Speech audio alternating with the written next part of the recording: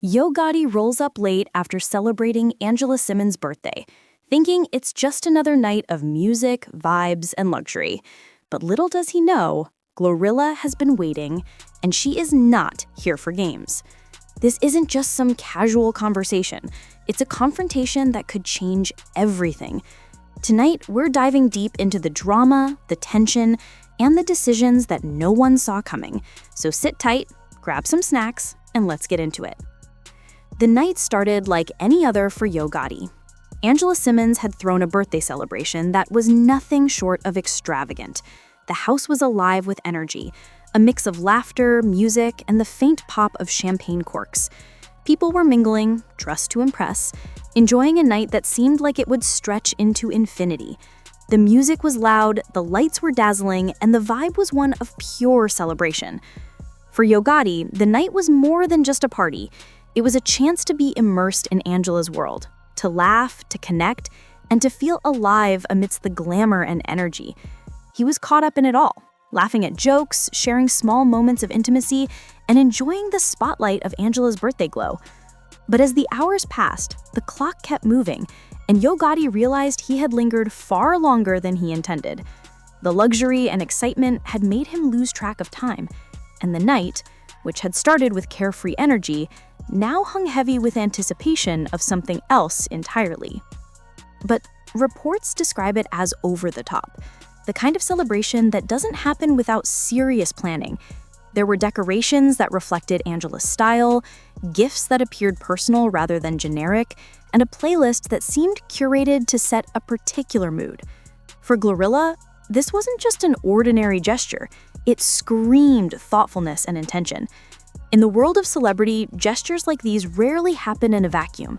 According to sources, Glorilla noticed that Yo Gotti's focus on Angela throughout the party seemed intentional, not just friendly. This led her to the theory that he might still harbor feelings from their past relationship. And honestly, if you consider the layered nature of celebrity interactions, it's a plausible observation. When you're in that world, every move can carry multiple meanings, and Glorilla, with her sharp instincts, seems to be reading the signs. Now, here's where the story gets even more interesting. Glorilla reportedly observed Yo Gotti's behavior closely during the party and noticed subtleties that she believes indicate lingering emotions. These weren't obvious, over-the-top gestures.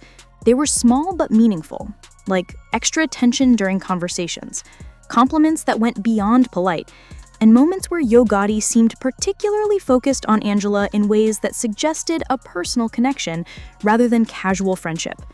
Glorilla is no stranger to reading social cues, and she seems to think that Yo Gotti's actions were deliberate, designed to communicate a message that perhaps only Angela, or maybe even a select few, would understand. It's the kind of nuanced behavior that often gets overlooked by casual observers, but in celebrity circles, these gestures are everything. Now, of course, it's important to note that this is speculation. We're not saying that Yo Gotti is actively trying to rekindle a romance with Angela Simmons, nor that Glorilla is publicly accusing him of anything. But in the world of celebrity, perception often matters as much as reality. Fans, social media users, and insiders love to analyze every interaction, trying to decode intentions based on body language, gift choices, and social media posts. And in this case, Glorilla's perspective adds a fascinating layer to the story because she shows she's thinking critically about the dynamics at play rather than just taking the event at face value. Another interesting aspect is the way fans reacted online. Social media has been buzzing with speculation. Some fans side with Glorilla's interpretation, suggesting that Yo Gotti's attention to Angela and the way he orchestrated the party could indicate lingering feelings. Others argue that it's simply a grand gesture for a friend, mentor, or former flame, and that Glorilla might be reading too much into the situation. But whether or not the speculation is accurate, it has generated discussion and excitement, which is exactly what makes celebrity gossip so compelling. People want to know what's really going on beneath the surface, and Glorilla's theory gives them a lens to interpret the event beyond the obvious. Let's also consider the psychological aspect. In celebrity culture, old feelings often resurface in public settings, especially during highly curated events like surprise parties. Glorilla's perspective is interesting because it combines both observation and intuition. She's noticing subtle cues, reading between the lines, and considering the context of past relationships. To her, Yo Gotti's gestures at the party might not just be about celebrating Angela. They could be a reflection of emotions that haven't completely disappeared. And while this remains speculation, it's the kind of insight that fans and media outlets thrive on, because it turns a simple party into a story with intrigue, history, and emotional complexity. So, what does this mean in the bigger picture? Glorilla's theory highlights the complexity of relationships in the celebrity world.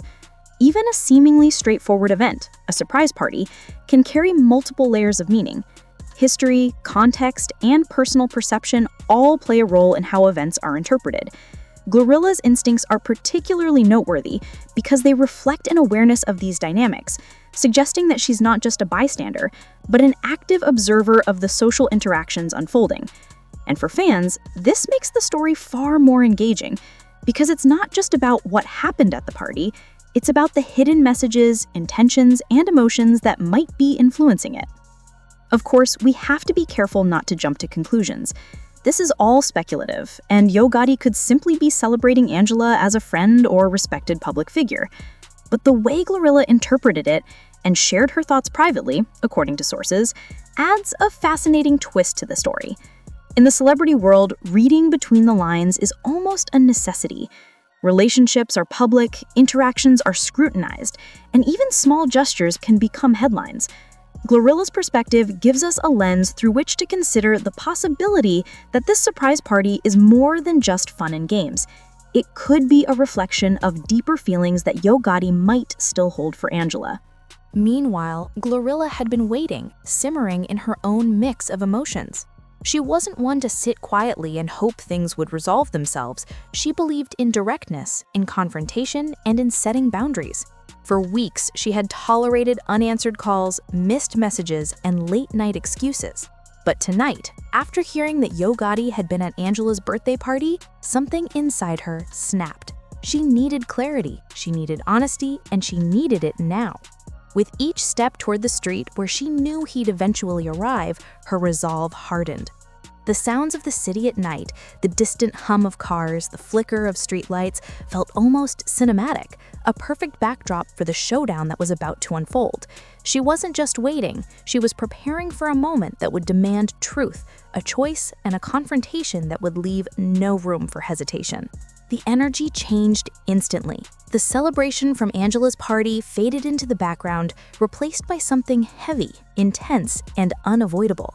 Glorilla's tone was not casual. It was sharp, direct, and unwavering. It demanded attention, demanded honesty, and most importantly, demanded action. Yo Gotti, usually composed in the face of tension, felt an unfamiliar pressure. The street seemed narrower, shadows longer, and every passing sound of the city seemed amplified, echoing the gravity of the moment. This wasn't just a confrontation, it was a reckoning. And in that instant, it was clear that no amount of charm, excuses, or half-truths would resolve the situation. You can't keep running back and forth. After Angela's birthday, after all the nights and all the words, it's time to choose, me or her. The words hit like a lightning strike, sudden and unavoidable. This wasn't a casual question. It was a challenge, a boundary, a declaration that something had to give. Yo Gotti felt the weight of the choice pressing down on him, like the night itself was holding its breath. On one side, there was Angela, whose birthday party had just ended, full of laughter, celebration, and unforgettable memories. On the other side was Glorilla, whose presence carried intensity, passion, and a demand for clarity. He was caught between joy and confrontation, indulgence and accountability, celebration and reality. Every memory of Angela's party, the music, the candles, the laughter, seemed to clash with Glorilla's unwavering gaze, forcing him to confront the consequences of his choices. The birthday party had been a spectacle. Angela's laughter filled the room, the candles flickered like tiny beacons of joy, and champagne glasses clinked as friends toasted to another year of life. Yo Gotti had been swept up in the moment, caught between fun, flirtation, and genuine connection. The party was warm, inviting, and electric, a perfect night that seemed to last forever. But now, standing in the cool night air, the memory of that celebration felt bittersweet. Each laugh, each smile, each joyful moment was a reminder of the night's indulgence, and each of those memories collided with Glorilla's words, sharp and unyielding.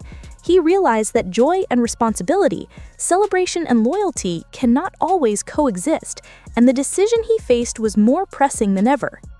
"I'm not here to play games, Yo Gotti. You've got to decide. It's either me or her. No excuses, no delays. I can't do this in between anymore." This wasn't just a conversation, it was a test.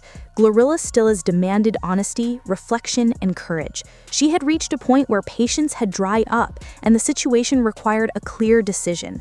Yo Gotti, for the first time that night, felt the full weight of his actions pressing on him. It wasn't just about attraction or desire, it was about respect, boundaries, and accountability. The stakes were high, and the consequences of delay or indecision were equally severe. Every late-night conversation, every passing smile, every moment of ambiguity flashed through his mind, colliding with the undeniable reality of Glorilla's demand.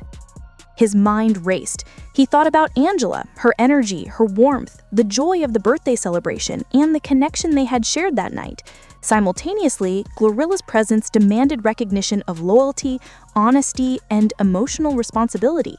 He realized that the choice wasn't merely about desire. It was about defining who he wanted to be, what he valued, and which relationships deserved his time, attention, and integrity.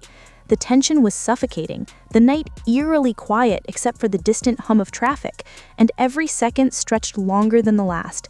It was a moment where reflection met confrontation, where celebration met reality, and where choices had real consequences. Yo fam, imagine being Yo Gotti right now. You've just left Angela's birthday, still riding the wave of celebration, and then you're confronted by Glorilla demanding clarity. It's a collision of energy, emotion, and decision-making like no other. What would you do? Would you choose the celebration, the fun, the energy of Angela's birthday? Or would you step up, face the confrontation, and honor Glorilla's demand for clarity? Drop your thoughts in the comments below because this is the kind of drama that hits different when it's real. And if you want a part 2, where we explore what decision Yo Gotti makes and how both women react, smash that like button and subscribe because you do not want to miss it.